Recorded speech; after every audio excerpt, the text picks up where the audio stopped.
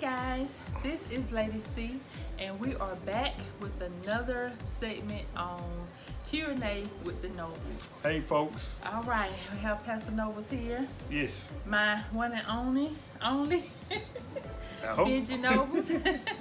All right, and so normally we have a bunch of Q&A questions, like 20 of them, but tonight we just have one question, which is a broad question, and it's gonna just kind of lead into a long details, gonna lead into a lot of details. So let's get started. All right. So tonight's question is, what are expectations versus roles and responsibilities? Again, what are expectations versus your roles and responsibilities? Okay, so what do you think expectations versus roles and responsibilities are in a marriage? Okay, all right. Well, I think for definition's sake, when I think of expectations, I think of what you hope, what you expect. It's not something that's happening now, but you hope these things occur. Expectations, you expect it, you hope that these things would take place. Right. Your partner would do.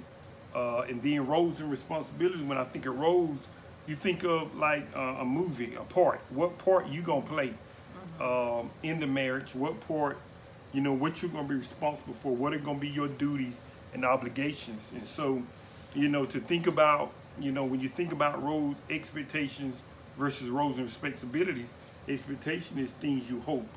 Right. Is more like things that when you sit down, you say, well, this is what I hope, my partner would bring, right, or my partner would do. And roles and responsibility is the part you're gonna play in the marriage. So I think if we're not careful, they will sound like the same thing. Right.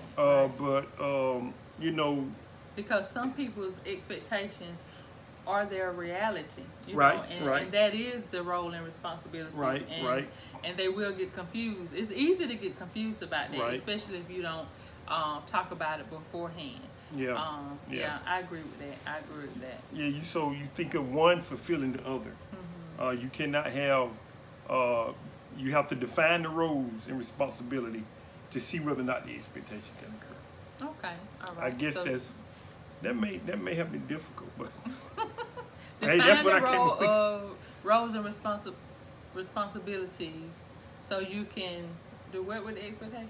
So you define the role, and you find your role that you're going to play in the marriage. You define your responsibilities, and the expectations, the hope that role and responsibility is going to be carried out. One is a verb. Expectation is the verb, and the role and responsibility is the noun. So who gets to define the role and responsibility? Because you may say, well, my role as a husband is da da da da da da da. And I'm like, well, I don't really expect that from you, so you don't have to do that. So it's like I'm letting you off the hook, or I mean, you really don't have to do everything that you think, what you bring as a man or what you bring as a husband to the table. I may not be expecting all of that from you. Right. So you don't always have to put yourself, it could be twofold. You don't either have to put yourself in high regards of, on a higher level of a certain responsibility, or you may not be putting yourself high enough, or, on a responsible level, because you may say, well, my responsibilities will not include this, this, and this, because I don't think that I should have to do that as a husband, or I don't think I should have to do that as a wife. So that's why it's best to talk about what we expect.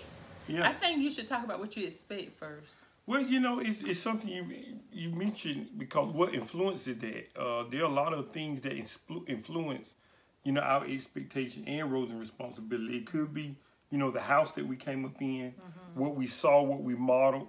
One thing about it, I don't know if to get off subject, but one thing about it, ever since children, women have been practicing that role, because you had your Barbie dolls, well, all of us have, because with the women, it's been the playhouse, it's been playing house. With the men, it was more like you know, either sports, construction, you know, Tonka toys. So it's a lot of things that come to influence that. And I think based on those influences, we begin to settle in our minds, you know, when I get married, you know, this is going to be my role and responsibility, or this what I expect out of my wife. Because a lot of times, you know, it's not what we expect out of ourselves. If we be honest, it's what we expect out of our partner. We never look at expectations for ourselves. So I think there's a lot of things that influence that, you know, things we grew up with, things we saw modeled in the home or not modeled, TV, culture, social, you know, media, you know, all those influences the roles and responsibilities. And so, and that's why it's good that couples talk, because you may have some preconceived expectations and roles and responsibilities that I don't even know about. Right. And I think if you start off saying, okay, what do you expect from me? Right. As a wife, you know, or as a husband, what do you expect from me? And then I ask you, what do you expect from me? And then I think once we ask each other, what do you expect? You know, what do we expect from each other? Then we can together define our role and responsibility. Right. Okay. So one lead to the another. Right. So I think that's why expectations should come first.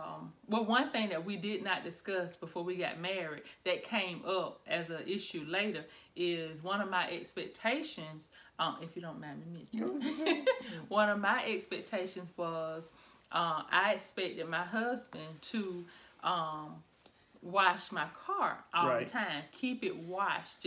That's just what I expected. That's what I grew up with.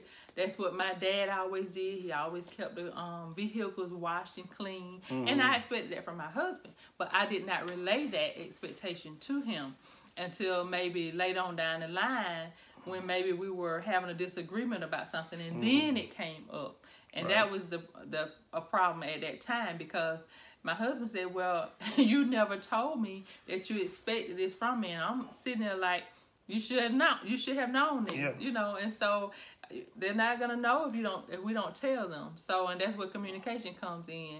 But then as I began to let him know some of the things I did expect, like keeping gas in the car, you know, and so it was just a thing about, he never had to do that. You know, he had a lot of brothers and sisters. He never had to do that. And I just expected that because I was a daddy's girl anyway. And it was just kept up for me, you know, to keep up, you know. So, but once I told him what my expectation was, he then added that to his responsibility list. Good. That's good. He added it to the list, and he became responsible in that area. So I think it's good to let the person know what you expect.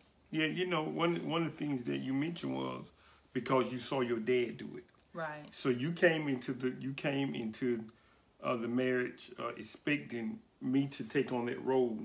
You know, and although, you know, and one thing that influenced it was what we grew up in. You know, I don't recall. You know, I knew Dad took care of the vehicles. You know, in terms of mechanic wise, but in terms of washing, you know, he was either one of our brothers and one of us, you know, and so, and we didn't have no children when we came into the marriage. And so, you know, once I knew that, you know, I knew that she was expecting me to take on that role and responsibility, and because the tension came up.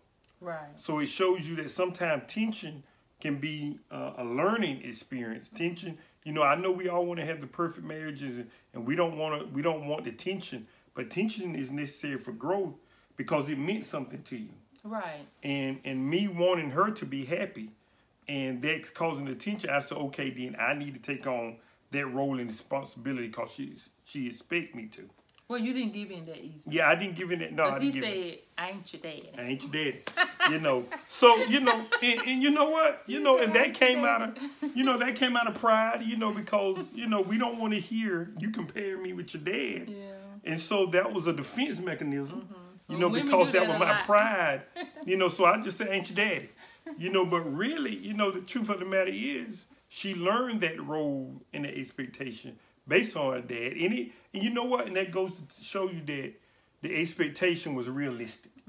So even with talking about expectations, you know, we have to talk about the realistic versus unrealistic expectation, and that was some achievable. It didn't put my life in danger. It was achievable. Right. It was realistic. So. And I also had to learn that what he expected from me regarding that same situation was stop comparing me to your daddy. Oh man, yeah. You know, so we both learned something. He learned a little bit what I was expecting, and then in return, I had to learn that he didn't want me comparing him to my dad, and so I had to learn how to back off a little bit and stop bringing how I grew up. You know, comparing that to our marriage now.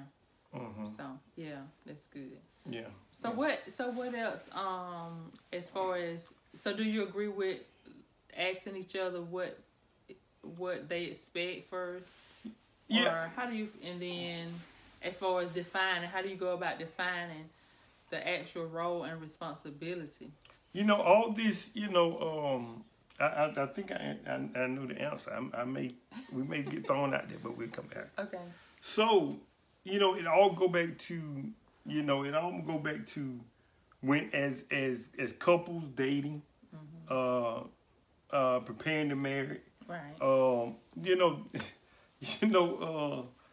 We get to do that. There's got to be some communication. Mm-hmm. Got to be some communication, because y'all, a lot of things can't be assumed. Right. And if you try to assume it, if you try to assume, some assumptions just get nasty. It just get crazy. Because I'm assuming now, I don't know why you're upset, because you expect me to fulfill a role. And so we have to look at, I believe we have to look at, you know, us as a couple, leaving culture outside of it, leaving family outside of it. What are going to be the roles? What are going to be, I'm just getting excited. I'm just getting in my vein, you know, I'm getting that thing. Okay. What is going to be my role? We got to look at what's going to be my role in this marriage. Mm-hmm. And guess what, y'all? As an asterisk, it don't stop, because the roles begin to change once children start coming.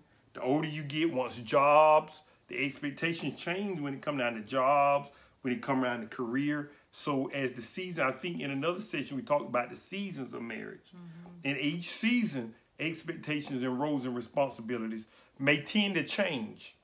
All right. So what was the question? So you talking too long. You got to keep on answering short so you can remember the question now. I don't remember the question either. We move on to the next. I do not. I think I asked you something about how do we prepare for the role and responsibility? I don't even know. Let's see. Okay, I'm sorry, y'all.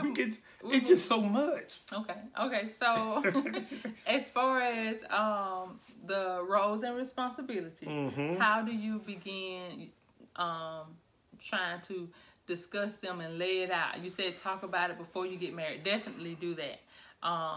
But what if there's something that your partner disagrees mm-hmm. with as far as a role and responsibility? You know, I think somewhere in the marriage, something, if you are genuinely interested in fulfilling the needs, Carly, now we're talking about needs of your spouse, those, either you're going to begin to search for them, mm-hmm. you're going to look for cues, that based on maybe what you say, what you ask, maybe what's done or what's not done. For example, if there's an expectation that the wife take on the role as the cook in the house, mm-hmm. all right, that's good, and you haven't picked that up, then I think looking for cues like, what we having for dinner. I'm asking you the question, what we having for dinner. And so sometimes, if we listen to our spouses, if we listen, we'll hear the small cues. What do they bring up? Because what you talk about the most or bring up is really what that lays heavy on your heart. Mm-hmm. So there's got to be communication. Right. And then when that thing is not fulfilled, then you have to bring it up. Right. And that's the key. The time it is not fulfilled, or the time the expectation is not met, it's got to be brought up. You can't, and immediately we assume that, we think internally, why don't they know this? Oh yeah, that's a good one, because I used to get mad at you when I got mad at my husband whenever I was upset with him about something that he did. He acted as if he didn't know that I was upset, and then he just went on about his business as if it wasn't bothering him. And then that made me upset even more, because he was ignoring the fact that I was upset, and he acted as if he didn't notice that I was upset. So I expected him to take the cues and the signs and to know when I was upset, so he could come and address the issue.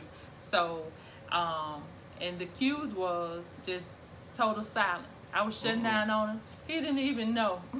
He didn't even know when I was shutting down. So so it really didn't do me any good to give him the silent treatment, because he didn't take that the cue. He didn't get the cue.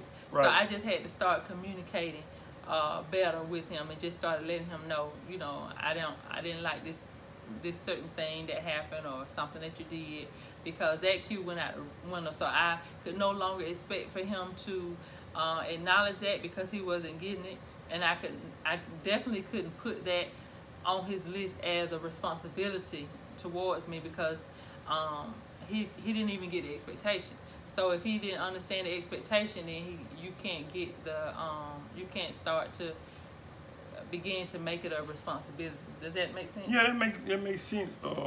It goes back to we can't get around communicating, and I think I was guilty of a lot of times where you ought to know.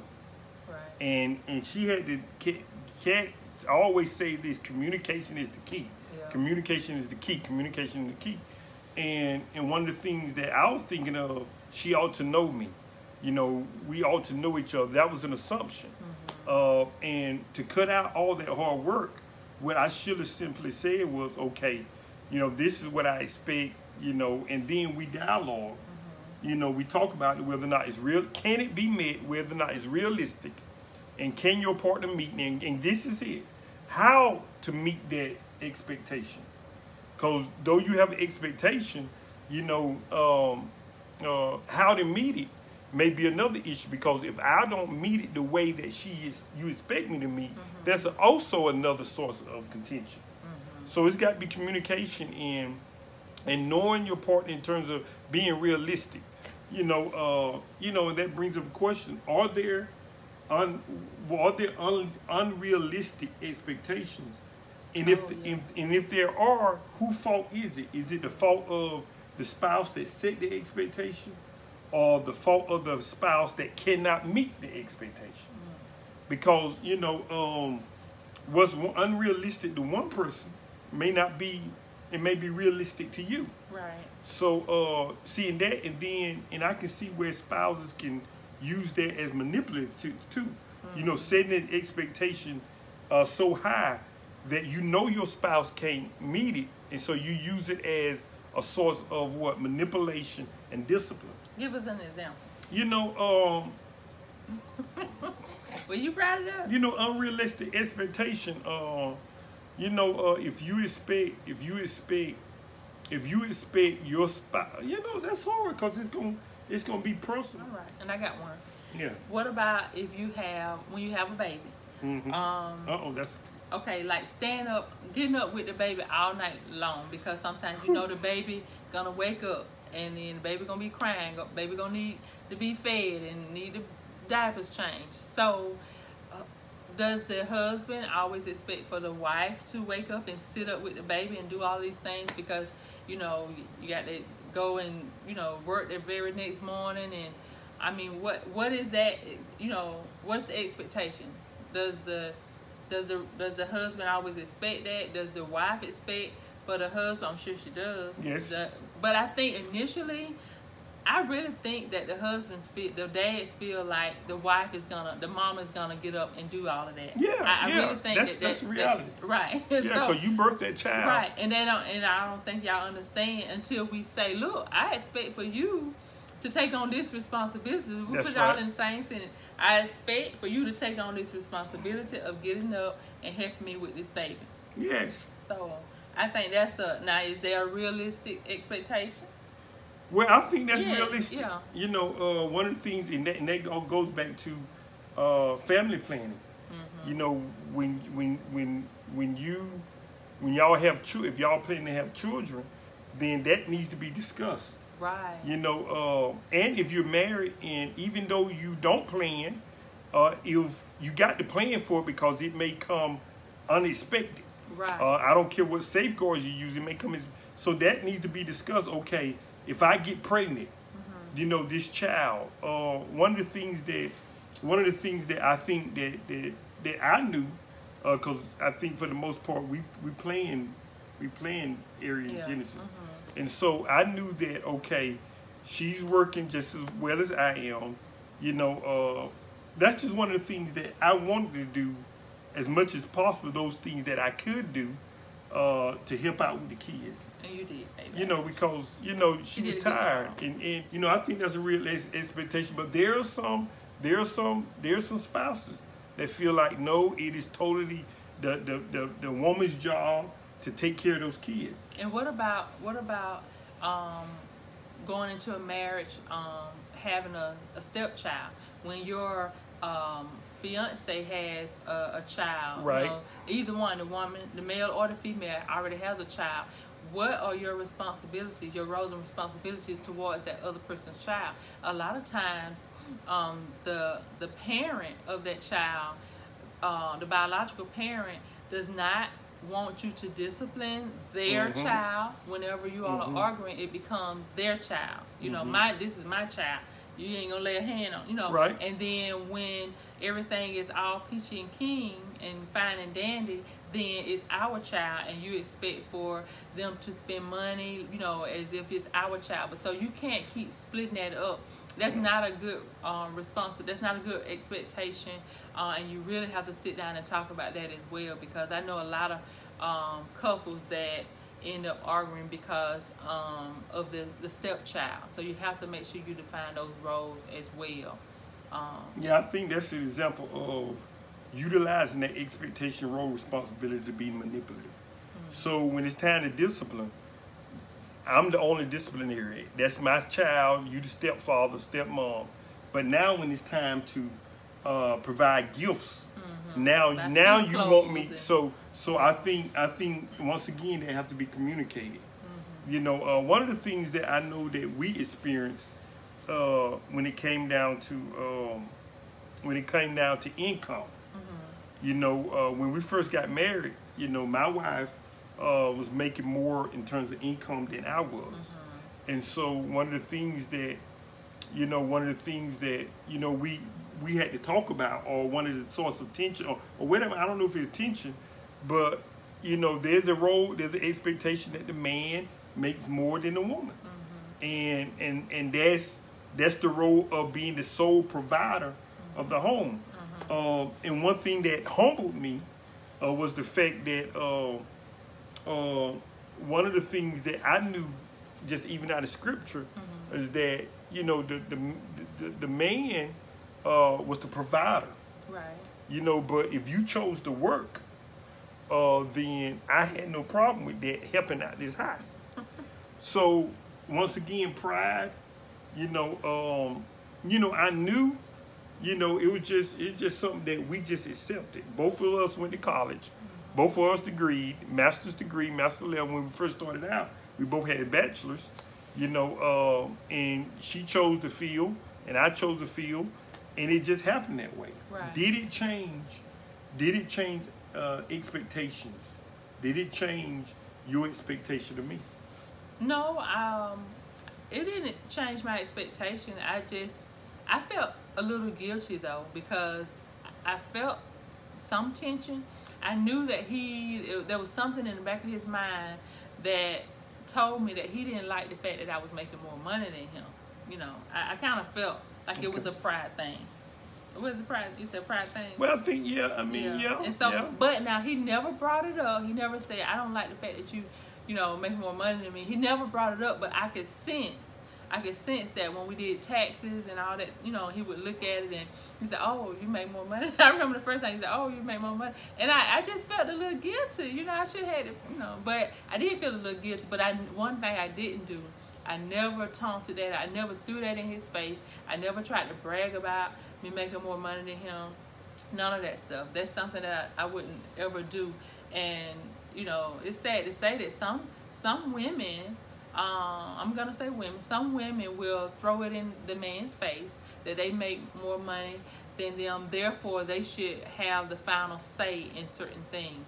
And you know, just the traditional sense of being married, I don't agree with that. I don't think that would be right to just throw that in your face and just say, well, I make more money, so we're gonna do it my way.